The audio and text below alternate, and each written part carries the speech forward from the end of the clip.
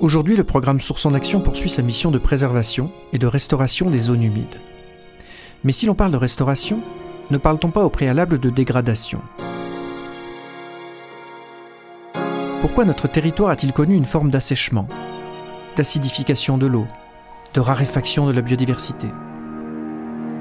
Aujourd'hui, nous allons remonter le temps comme on remonte un cours d'eau. Nous irons à la rencontre de ces systèmes d'irrigation paysans qui ont existé au Moyen-Âge, avant d'être abandonnés à partir de la Seconde Guerre mondiale. Nous allons découvrir le monde des levades, des pêcheries, de ces canaux de distribution subtils et infimes qui ont pourtant permis d'enrichir les sols, la biodiversité, l'élevage et même la vie sociale en son temps. Car ce que nous apprennent aussi les levades, c'est qu'elles n'étaient pas qu'un système d'irrigation, mais également un système social, tous deux disparus.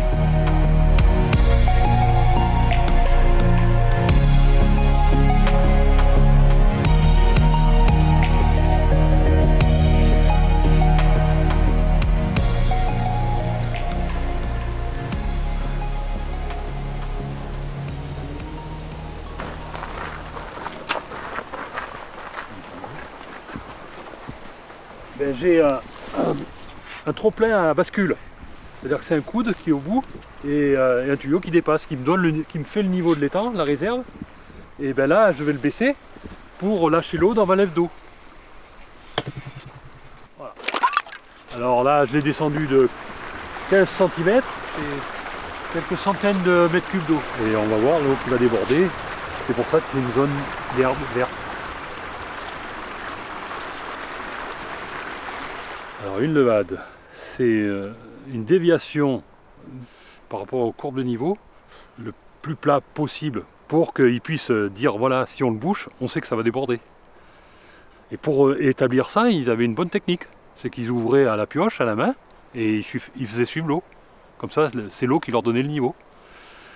Et c'est comme ça qu'ils établissaient ça. Et après, le but était de faire des bouchons et puis de faire déborder l'eau pour qu'elle arrose le terrain. C'est de l'eau de source, c'est-à-dire tous les sédiments qui sont dans l'eau vont aller sur le terrain. L'eau permet de les assimiler, et ça veut dire que le premier cas, c'est que c'est des terrains qui vont s'améliorer en point de vue qualité d'herbe et tout.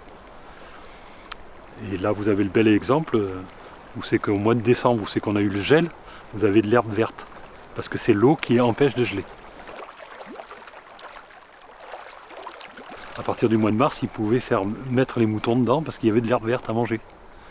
Et après, il continuait tout le printemps, jusqu'à début d'été. Bon, déjà, ça marchait bien parce que c'était pas des grosses fermes, ils n'avaient pas trop de bêtes, et finalement, en récupérant ces surfaces-là, ça changeait un peu leur vie finalement. Parce que ça demandait que juste l'entretien, c'est des trucs. Parce que finalement, quand on regarde, c'était partout comme ça, le même système. Que ce soit à Brive ou que ce soit sur le plateau de Millevaches. Hein. Les lèvres d'eau, on en trouve partout, sur quasiment toutes les fermes. Hein. Tous ceux qui pouvaient utiliser ce système-là de levade, ça passait en droit d'eau. C'est-à-dire que c'était un droit d'eau, il avait droit à l'eau. Si le gars, là, sur la première partie du trajet de la levade, eh ben, il prenait l'eau, ben, celui qui était au bout, il ne l'avait pas. Alors ça veut dire que ce qu'ils faisaient, c'est que par exemple, ils avaient 3 jours, ou je sais pas, une semaine chacun, où c'est que celui qui, au départ, eh ben, il enlevait tous ses bouchons, et puis il envoyait l'eau chez le voisin. Il allait jusqu'à la limite de propriété de l'autre. Et pendant 3 jours, eh ben, l'autre, il utilisait l'eau à fond. Et s'il y en avait un troisième au bout, c'était le même système. Et ces droits d'eau, c'était des actes notariés. Hein. Ça a été abandonné après-guerre. Ça n'a pas continué l'entretien de ça, parce que pour eux, c'était du travail. Passer 2-3 heures par jour à faire ça, c'était pas dans l'ordre du jour de la nouvelle agriculture. Ça, je vais la nettoyer, ça fait partie de l'entretien. On met toutes les feuilles qui sont accumulées. Je vais enlever. Je vais créer je vais créer un petit bouchon provisoire pour redévier l'eau, pour qu'elle aille là arroser cette partie. Voilà, on est toujours dans le système, là où c'est que, que tout ce qui est arrosé, c'est toujours de l'herbe, de verdure. On est le 15 décembre. Sur le plateau de 1000 vaches, c'est... Il ne doit pas y avoir beaucoup de gens qui peuvent montrer ça. sans rien, que de l'eau. Aujourd'hui, ça permet de lutter contre la sécheresse.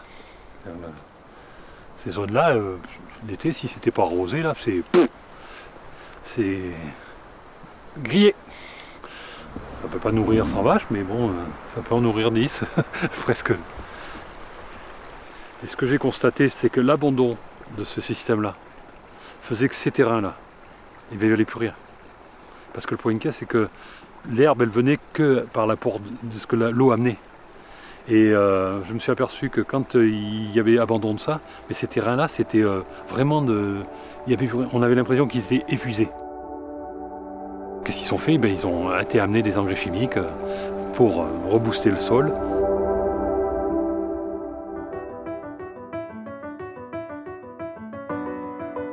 Remontons toujours plus loin le cours du temps, vers les monts d'Ambazac, en compagnie de Jamie Linton, là où les ruines de l'abbaye de Grandmont côtoient toutes les levades et les pêcheries asséchées et disparues. Toutes? Non. Résistent encore au temps quelques canaux, nous permettant grâce à leur présence d'imaginer la vie d'autrefois. C'est magnifique.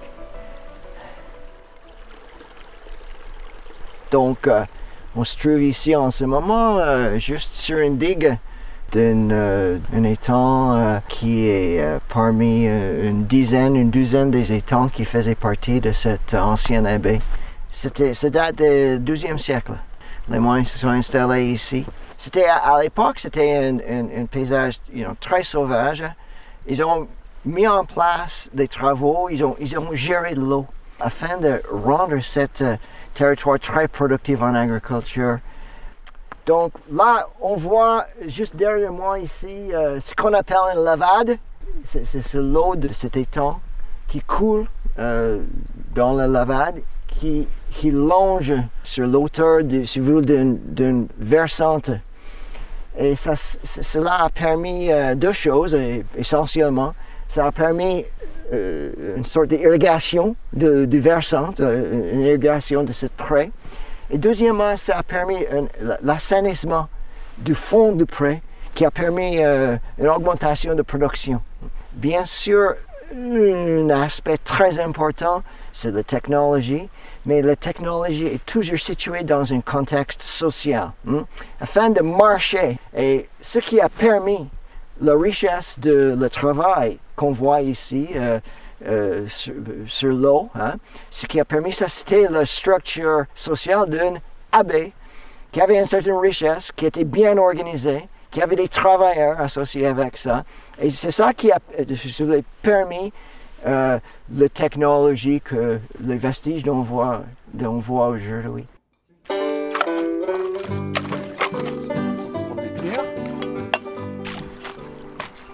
suis en train de faire un bouchon pour que l'eau aille sur une déviation. Et sans toute la couper, parce que je veux qu'il continue à en aller là. Et là, je veux que l'eau aille là, parce que j'ai créé une réserve d'eau, là, une pêcherie, pour arroser un autre pan de parcelles où c'est que la fougère a vraiment colonisé. Et je voudrais essayer avec l'eau qu'elle disparaisse. Parce que la fougère n'aime pas l'eau. Elle n'aime pas avoir les pieds dans l'eau. Et si on tape pas assez profond, quand ça ne traverse pas, ça fait vilain.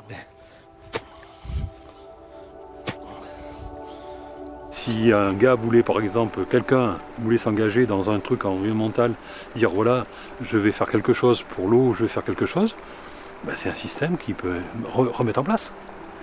Le point c'est qu'il y a encore des traces. Il suffit de les réhabiliter finalement. Mais il faut revenir à la petite échelle.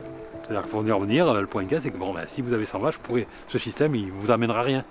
Mais si vous redescendez là, sur cette ferme-là qui fait 100 hectares, si vous redescendez à 30, c'est jouable. L'agriculture industrielle d'aujourd'hui, c'est pas du tout rentable. Il faut jamais oublier le contexte. Une technologie existe dans un contexte social, économique, politique. Sans ce contexte, la technologie n'existe pas.